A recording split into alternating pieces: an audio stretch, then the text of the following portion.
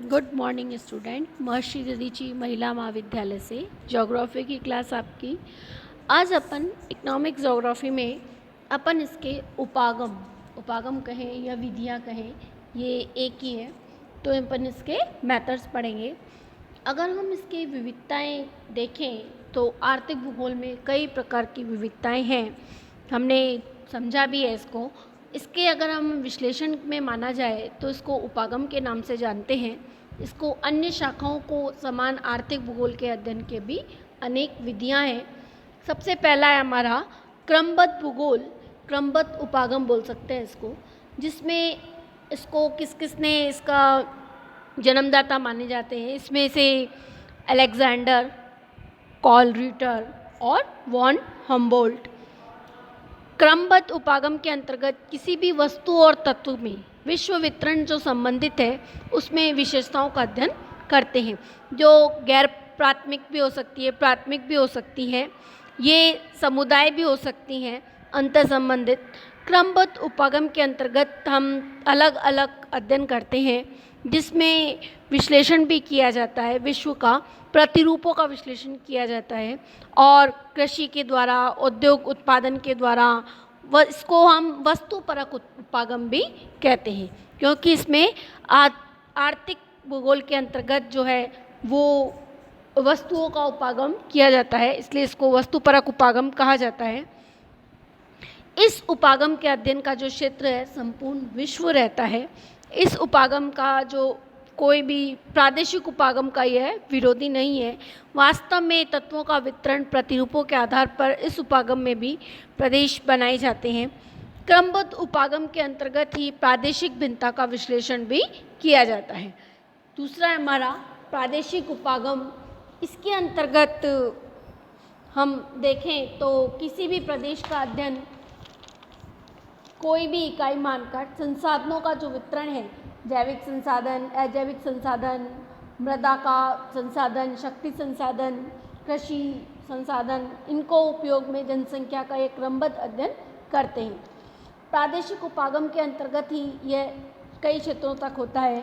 इसका विश्लेषण तत्व न होकर ये एक संपूर्ण आर्थिक भूदृश्य को बताया जाता है, लेकिन कभी कभी इन दशाओं में विश्लेषण किया जाता है और प्रादेशिक विशेषता को भी असंतुलन संबंधित अध्ययन में बताए जाते हैं इसके विचार।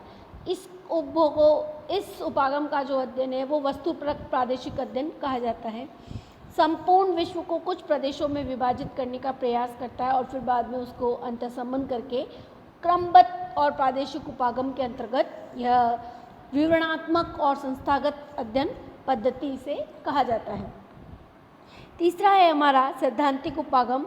इसके अंतर्गत किसी भी वस्तु या आर्थिक क्रियाओं को प्रादेशिक विषमताओं के आधार पर प्रतिरूपों का अध्ययन किया जाता है।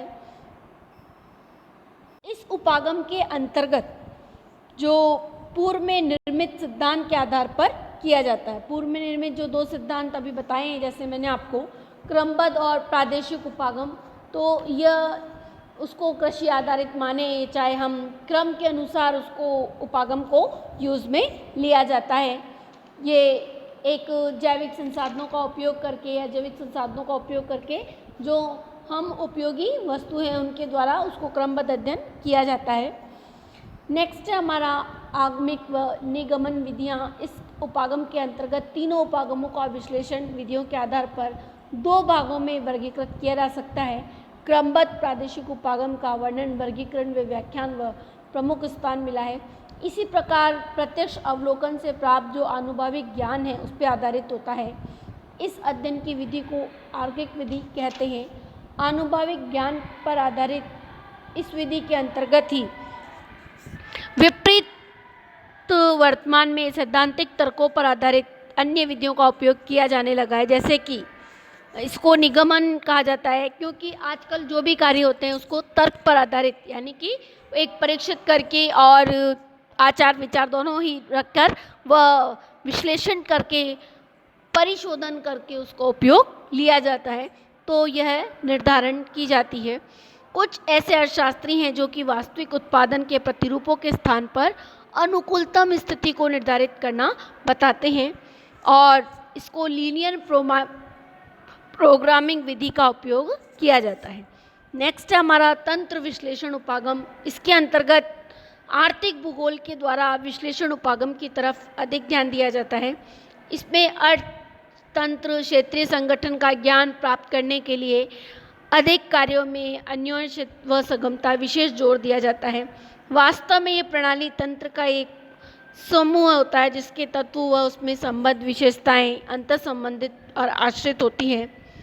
नेक्स्ट हमारा संसाधन का उपयोग प्रक्रिया उपागम। इसके द्वारा स्पेसर नामक आर्थिक भूगोलवेता ने इसे आर्थिक भूगोल के अध्ययन पर एक अन्य उपागम कहा है कि ये पृथ्वी के संसाधनों पर जो भी मूलभूत वर्ग है, जो भी हमारी आवश्यकताएं हैं, जो हमारे संसाधन हैं, उसको क्षेत्र के अनुसार उसको बांटकर और उसको क्रमबद्ध प्रादेशिक आधार पर उसका वर्णन करना और उसको पूर्ण रूप से चक्रण के द्वारा ज्ञान करना एक इस भूगोल के अंतर्गत लिया जाता है। ये हमारा टॉपिक यहीं समाप्त हुआ।